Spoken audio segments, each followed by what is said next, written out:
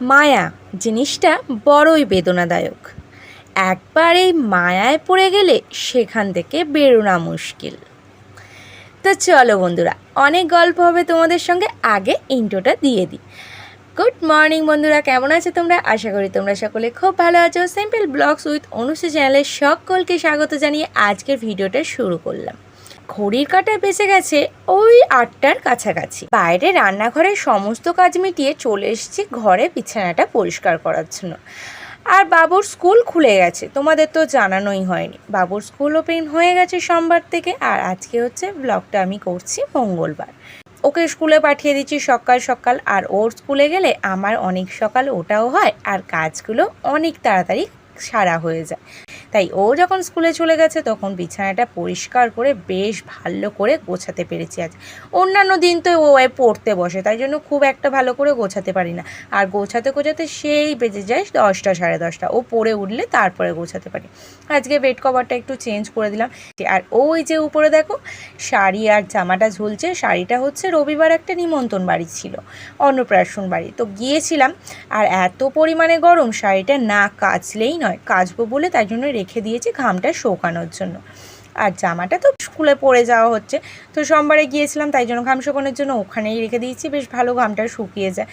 তো ওদিকে সমস্ত গুছিয়ে আর পুরানো বেড কভারটা ভাঁজ করে রেখে দিলাম কাচার জন্য। আজকে কাচবো না, ছুঁই কাচবো না সেরকম কিন্তু নয়, আজকেও কাচবো, তবে অন্যান্য জিনিস। তো তাই জন্য জামা কাপড়গুলো সমস্ত একত্রিত করে নিয়ে চলে গেছি ভেজানোর জন্য।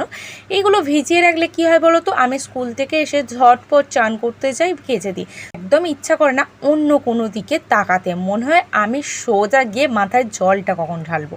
তাই জন্য এইগুলো ভিজিয়ে রেখে যাচ্ছি, এসে তাড়াতাড়ি আর কেচে নেবো। তো ভিজিয়ে ওইগুলোকে বাথরুমে রেখে সোজা চলে আসলাম মায়েদের ঘরে। আজকে মা গেছে পুজো দিতে, জয় মঙ্গলবার, তাই মায়েদের ঘরের বিছানাটা আজকে আমিই গুছিয়ে দিচ্ছি। নাহলে অন্যান্য দিন কি হয়, মায়ের বিছানাটা মাই গোছায়। একটা পরিবারের সমস্ত মানুষ যদি মিলেমিশে কাজ করে তাহলে অনেকটাই সুবিধা হয়ে যায়, একজনের উপর আর চাপটা পড়ে যায় না, আর কাজগুলো অনেক তাড়াতাড়ি মিটে যায়। যে সংসার বা পরিবারের প্রতি দায়িত্ব পালন করতে করতে কখন যে তার মায়ায় পড়ে যাবে কেউ বলতে পারে না। শুধু সংসার পরিবার কেন, মানুষের প্রতিও কিন্তু মায়া খুবই কাজ করে। একটা মানুষের সঙ্গে বহুদিন কথা বলতে বলতে দেখবে কোনো সময় একটা দিন যদি একটু কথা না হয় তখন কিন্তু খুবই মনটা খারাপ হয়ে যায়। সেই রকমই আমরা যখন চ্যানেলটা ক্রিয়েট করি ইউটিউবে, তখনও কিন্তু একটা স্বপ্ন নিয়ে, একটা আশা নিয়ে চ্যানেলটা ক্রিয়েট করেছিলাম, কিন্তু এখন যে পরিস্থিতিটা হয়েছে সেটা হচ্ছে চ্যানেলটার প্রতি মায়া পড়ে গেছে। জানি চ্যানেলটা নিয়ে কিছুই হবে না আমাদের, তবুও যেন ভিডিও সেই সময় অনুযায়ী ছেড়েই দিই। একটা যেন মায়া কাজ করে যে এই সময় ভিডিওটা না দিলে, এই রকম মিষ্টি মিষ্টি সবার কমেন্টগুলো না পড়লে যেন দিনটা ভালোই কাটে না।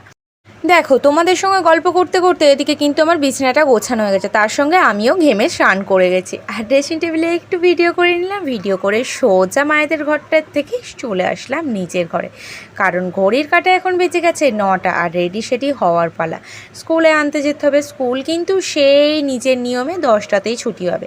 যে প্রথম প্রথম স্কুল খুলেছে বা এতটা গরম, তার জন্য কিন্তু সকাল সকাল কোনো ছুটি হবে না, প্রচুর ছুটি দিয়ে দিয়েছে, আর স্কুল ছুটি দিতে চাইছে না।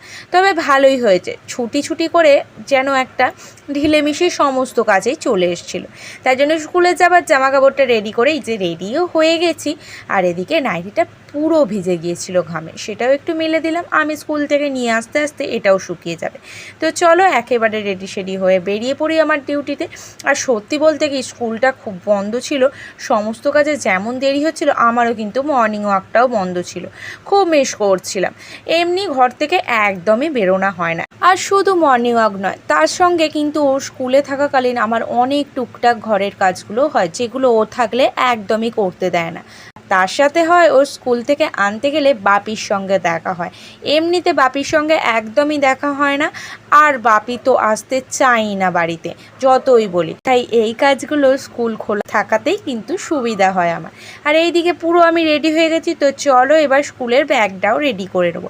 ভিডিওর এই পর্যায়ে এসে তোমাদেরকে একটা কথা বলি, তোমরা এখনও পর্যন্ত যারা যারা আমার ভিডিওটা এখনও দেখছো কিন্তু লাইক করতে ভুলে গেছো, প্লিজ একটা লাইক করে দাও।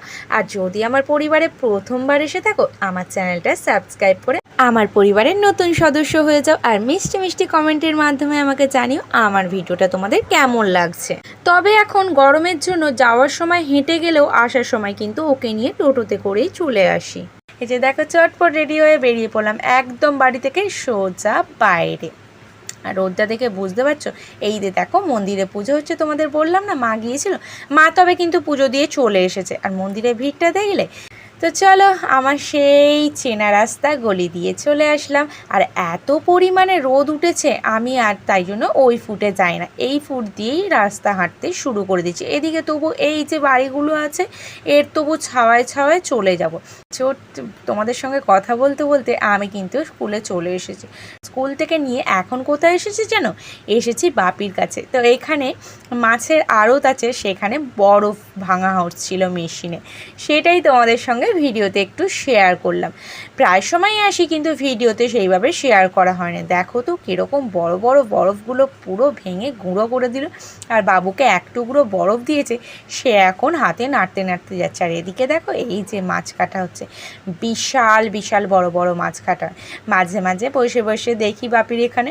আর এই যে এই বরফটাকে নিয়ে খেলছে, এত দুষ্টু করছে কি বলবো। আর বাপি এই সময় একটু বাইরে গিয়েছিলো, তাই জন্য আমি বসে বসে এই সবগুলো দেখছিলাম। তো চলো তোমাদের সঙ্গে একদম বাড়িতে গিয়ে কথা বলছি। তো দেখো বাড়িতে এসে একবারে চেঞ্জ করে স্নান করে তারপরে আবার আসলাম ক্যামেরার কাছে। চলে এসেছি ঠাকুরের প্রসাদ খাওয়ার জন্য। আর সকাল থেকে জলটা নিয়ে গিয়েছিলাম ঠিকই, কিন্তু জল খেতে ছিল না, তাই জন্য না অবস্থা একদম খারাপ হয়ে গেছে। দেখো উপোস থাকলেও জলটা যদি খেতে পারা যায় তাহলে কিন্তু অতটা কষ্ট হয় না, আবার গ্রীষ্মের দিনে। আর এদিকে দেখো ঠাকুরের প্রসাদটাও খেয়ে নিলাম। আর এদিকে সন্দেশ ছিল, মায়ের ফুলটা একটু মাথায় ঠেকিয়ে সন্দেশটা খেয়ে নিলাম। ব্যাস এবার একটু জল খেতে পারবো, এইটাই হচ্ছে সবথেকে শান্তি। আর একদম যা গরম পড়েছে, বাইরের জল তো একদমই খাওয়া যাচ্ছে না। ফ্রিজ থেকে সোজা জল বার করে ঢকঢক করে খেয়ে নিলাম, এই যে শান্তি। তো ঠাকুরের প্রসাদ খেয়ে এবার যাব সোজা রোদে ভাজা হতে ছাদে, কারণ জামা কাপড়গুলো তো কাঁচা হয়েছে, সেগুলো তো শুকনো দিতে হবে না, তবে তো শুকাবে। কেচে রেখে দিলেই কি আর হবে? এখনও টিফিন খাওয়া হয়নি এইগুলো সমস্ত করতে গিয়ে। আর এখন ঘড়ির কাঁটায় কটা বাজে জানো? বেজে গেছে 11:45। মা তো খুব বকাবকি করছিল, তার সঙ্গে পূজাও বারবার বলছিল দিদিভাই খেয়ে নাও তারপরে যাবে, কিন্তু এই কাজগুলো করতে দেরি হয়ে যাবে। তারপরে এই যে চলে আসলাম একদম নিচে, পুরো সিদ্ধ হয়ে গেছি। এবার চলো টিফিন করে সোজা যাব দুপুরে রান্না করতে। এখন কিন্তু মায়ের সমস্ত রান্না হয়ে গেছে, মানে সঙ্গীর সমস্ত রান্না হয়ে গেছে। আর ওদিকে বাপি খেতেও বসে গেছে, বাপি আর বাবু। মা বাবুকে খাইয়ে দিচ্ছে, আর এখন ওরা দুভাই কেউ আসেনি। আর আমাদের রান্নাটা আমি সেরে নিচ্ছি। দুপুরে হবে ঘুগনি আর পরোটা।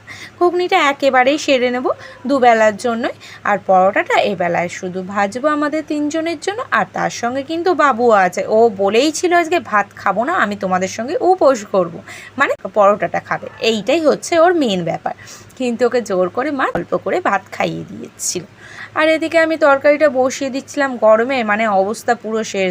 এদিকে জানলাটা দিয়ে একদম রোদটা আসে না যা, আর তার উপরে তো রান্নায় গ্যাসের গরম আছে, তো সমস্ত মিলিয়ে মিশিয়ে একবারে যেন সিদ্ধই হয়ে যাচ্ছিলাম। তো ওদিকে তরকারিটা করে নাবিয়ে রেখে দিয়েছে, আর এদিকে পূজাও চলে এসেছে পরোটাগুলো বেলে দেওয়ার জন্য। তাই জন্য একবেলাতেই কিন্তু দুবেলার তরকারিটা বানিয়ে নিচ্ছিলাম। তো পূজা ওদিকে বেলে দিয়ে চলে গেছে, যেহেতু অল্প তিনজনের তাই জন্য অল্পই বেলা হয়েছে। আর দেখো এক খোলা আমার হয়ে গেছে, বাকি অল্পটুকু আছে, এইগুলো ভেজে নিলেই আমার হয়ে যাবে। আর বাবু তো বারবার আসছিল, হয়েছে ওর যেন আজ খুব খিদে পেয়ে গেছে, ভাত খেয়েও হয়নি। এই রকমই করতে থাকে আমাদের যেদিন উপোস থাকে। তো আমার এদিকে সমস্ত পরোটাগুলো কমপ্লিট হয়ে গেছে, এইগুলো এঁটে রেখে দিই। আর এদিকে দেখো ঘুগনিটাও কিন্তু নামিয়ে রেখে দিয়েছিলাম, এক কড়া ঘুগনি। আর এদিকে ব্যাগ প্যাকিং চলছে, কেন বলো তো? যাবো মায়ের কাছে, জামাই ষষ্ঠী আছে না। এই শাড়িটা দেখো তো কেমন হয়েছে, এই শাড়িটা কিন্তু মায়ের জন্য নিয়েছি। কেমন হয়েছে তোমরা কিন্তু অবশ্যই জানিও, কালারটা এবং ডিজাইনটা।